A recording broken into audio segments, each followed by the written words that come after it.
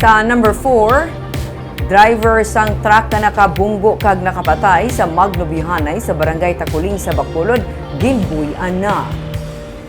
Ginrelease na sang Sabado ang driver sang truck na nakabunggo kag nakapatay sa Magnobihanay sang Biyernes sa Banga Cori sa Barangay Takuling sa Bacolod.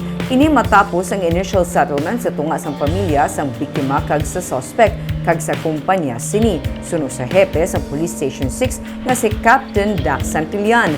Nabungguan sang tanker truck sang Biyernes sang hapon ang motorsiklo nga ginasakyan sang duha ka biktima. Yara sa blind spot sang driver ang motor suno kay Santillan. Nagsuhot sa idalom sang truck kag nalapakan ang angkas nga si Angelo Madaraog samtang naglabog naman upod sang iya ginadala nga motor si Jim Carl Macaya. Posible hindi naman pagpasakaan sang kaso ang driver suno sa pulis matapos ang initial settlement.